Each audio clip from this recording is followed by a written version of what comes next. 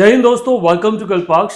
अब की बार न्यूज बना रही है यूपीएससी और यूपीएससी ने बीजेपी और कांग्रेस दोनों को आमने सामने ला दिया अपनी लेटरल एंट्री को लेकर। जो नोटिफिकेशन है उसको लेकर राहुल गांधी पिछले कई समय से या इंडियन नेशनल कांग्रेस या इंडी गठबंधन जो है वो कई समय से बीजेपी के ऊपर ब्लेम कर रहा है या फिर इल्जाम लगा रहा है कि वो संविधान खत्म करना चाहते हैं, आरक्षण खत्म करना चाहते हैं।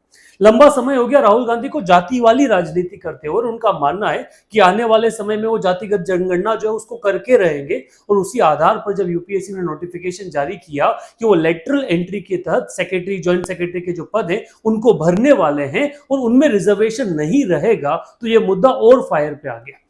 मामला यहां तक पहुंचा कि प्राइम मिनिस्टर को इंटरवीन करना पड़ा और प्राइम मिनिस्टर के कहने पे यूपीएससी ने अपने इस नोटिफिकेशन पर रोक लगा दी। मामला ये तो खत्म हो गया, पर सवाल आ जाता है लेटरल एंट्री को लेकर कि वास्तविकता में लेटरल एंट्री जो है वो है क्या।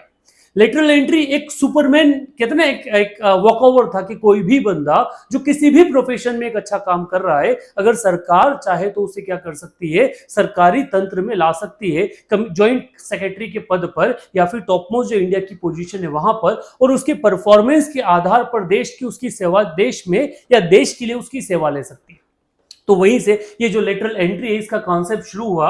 और इसको अगर अपन बेसिकली डिटेल में जानने की कोशिश करें दोस्तों, तो शुरुआत होता है कि lateral entry recruitment individual from outside of the tradition, जिनको आईएएस या सुपर लेवल जो पोजीशन है वहां पे लाया जा सकता है। इसकी शुरुआत प्रधानमंत्री गवर्नमेंट जो नरेंद्र मोदी की अध्यक्षता में 2018 में की गई थी। कई सारे ब्यूरोक्रेट्स ने इसका विरोध किया, but still government of India ये चाह रही थी कि वो लेटरल एंट्री के तहत लोगों को देश में रिक्रूट करे, जिससे इसका जिससे ज्यादा से ज्यादा जो परफॉर्मेंस है उसको बढ़ाया जा सके। ये अपने आप में कॉन्ट्रेक्चुअल जॉब था। ऐसा नहीं कि उनको परमानेंट जॉब दे दिया जाएगा या फिर वो सारे के सारे बेनिफिट ले लेंगे। ये वैसा था कि जब तक रिक्वायर्ड है, कॉन्ट्रैक्ट बेसिस, संविदा जिसको आप अलग शब्दों में कहते हैं, उस आधार पर ये जो नियुक्ति है, ये नियुक्ति करने की बात की गई थी। और ये प्रधानमंत्री नरेंद्र मोदी का पॉलिसी नहीं था, ये मेन मुद्दा है। क्योंकि अगर इसका इतिहास देखा जाए तो 1950 से ही इसके बारे में चर्चा की जाने लगी कि भारत में एक ऐसी संस्था या ऐसा तंत्र होना चाहिए जिससे स्कॉलर्स जो हैं, जो अलग अलग पोजीशन पे बहुत अच्छा काम कर चुके हैं, उनको मौका मिले कि वो देश के लिए अपना योगदान जो है, अपनी कैलिबर, उस कैलिबर को यूज कर पाए।